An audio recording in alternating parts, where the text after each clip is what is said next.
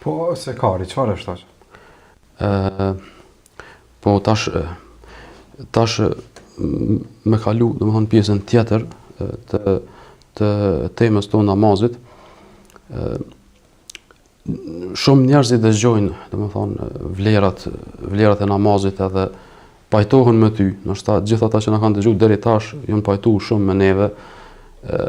Mirë po kur përmenden disa gjëra të tjera, për shembull, çu falu tash, se i ndëgjova gjitha vlerat e namazit, çu falu, atëherë nuk i mjaftojnë këto, nuk i mjaftojnë vlerat e namazit, as urdhni as to që i përmendëm, po thotë do të falna inshallah, po s'jam i gatshëm.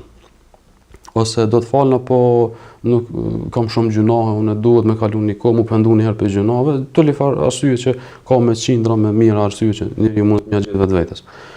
Mirë po, çka të thejë, Allahu ka përmend shpesh herë kërcënimet më dha falin namaz. Një prej kërcënimeve është sekari, domethënë që është që është xhehenem, që zjarr i ndezur fort që Allahu ka përgatitur për robërit e pabindur, për robërit e rebelum, ata të cilët kur ju thuhet bënin sejdë nuk bin, ata të cilët jetojnë ka 60, 70, 80 vjet nuk ju bën mend një herë me qit krytën sejdë për Zotin.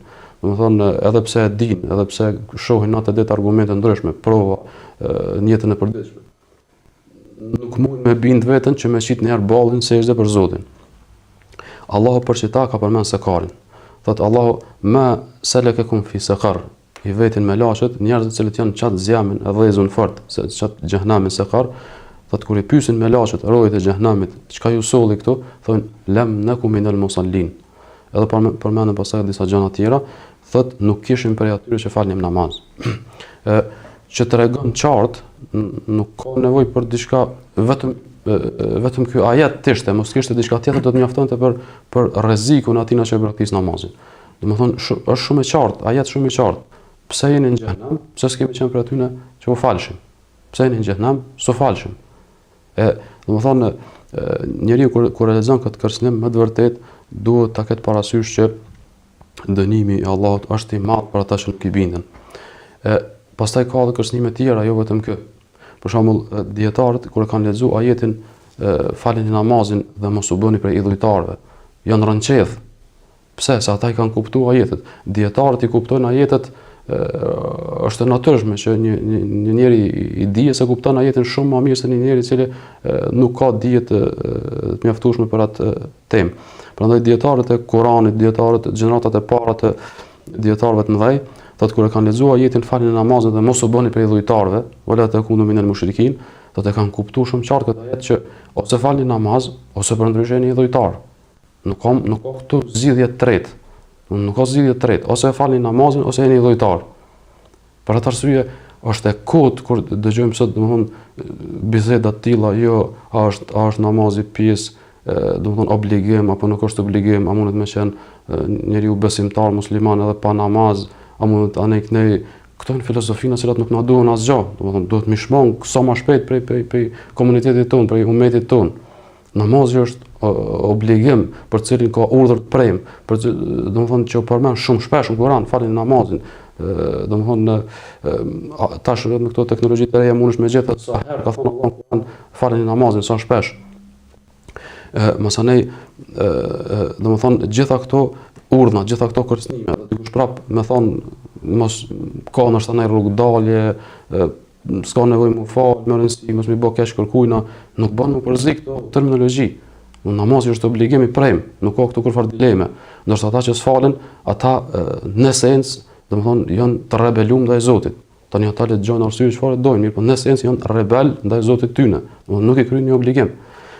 Pejgamberi sa domethënë ka thënë në hadith al-ahdu baynana wa baynahum as-salat. Ajo sikur më thon ajo kontrata që ajo dëshmia ose ai dokumenti që neve na dallon për atyne që nuk janë besimtar, për jo muslimanëve, është namazi. Çto do të thon ai çto është ai rrethi ku kush e fut krytën që të rreth bashkohet me neve në Islam. Mirë po, kush ka dalë për këtij rrethit namazit, nuk prek kërkon namaz, nuk është namazi pjesë e jetës së tij, atëherë këtu nuk ka dilemë që një person i tillë domethënë e ka rreziku skajshmërisht besimin e tij edhe imanin e tij. Shumë domethënë argumente të tjera që kemi në shariat, në Kur'an, në hadithet e pejgamberit alayhis salam për rrezikshmërinë e lënies namazit. Po, është këto kërcënime a vlen për atë që e lën namazin apo për atë që se fal hiç dhe se fillon? Pra, apo ka dallim mes të dyve? Gjitha këto që i përmendëm, po, jo është për qëllim domethënë ata të cilët e kanë braktisë tërësisht namazin. Ndërsa për ata që kanë probleme me falin nganjëherë nuk falin, janë disa dispozita tjera, mëse ne duhet me bisedu me ta, me këshirë sa janë të informuar për vlerën e namazit, sa janë mundet me ndodhë që të personi në fjalë me pas keq kuptime të ndryshme, mirë po prapë edhe ata janë të rrezikuar, për shkak se urdhërimi për namaz ka ardhur në formë përgjithshme. Domethënë në formë përgjithshme kuptohet sidomos hadithi që përmendëm në fillim. Domethënë sikur të kishte qenë e lejueshme me lënë një namaz, për shembull me fal vetëm sabahun edhe ikindin. Pejgamberi sallallahu alajhi wasallam në hadithin që përmendëm më herët thotë sabahun edhe ikindin, nëse keni mundësi mos i lëni këto dyja, për shkak don me ngrit vlerën e lartë këtyre dy namazeve. Mirë po absolutisht nuk do të thotë kjo, nuk nënkupton kjo që këto tri namazet tjera tash nuk janë më rëndësi. Jo, se ka plot hadithe tjera që edhe këto tri namazet ka përmend për vlerën e tyre të lartë. Domethënë këto hadithe janë për theksimin e vlerës disa namazeve në krahasim me disa namazeve tjera.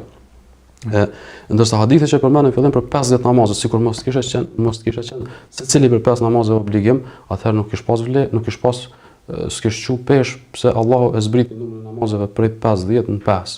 Apo kupton?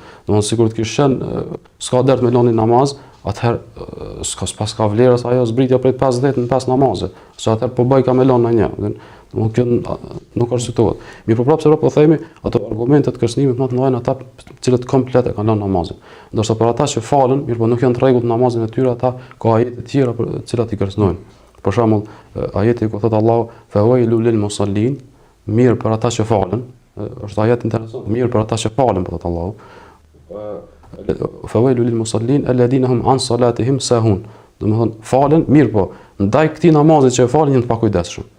Domethënë vjen koha e ikindis, siç ka thënë pejgamberi në një hadith tjetër, thotë e fal ikindin në fund të kohës të vet, pak para se më kry. I lën një 10 minuta kur e shën që u skuq dielli krejt gati sa nuk u mshef mas bjeshkës, thotë tash po falna dhe thotë e përmend Allahun shumë pak.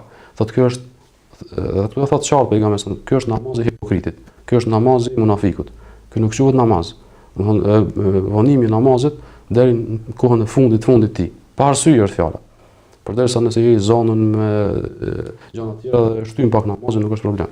Mirë, po pa arsye, domethënë me vonu namazin atëherë, ky namaz bëhet namazi hipokritëve.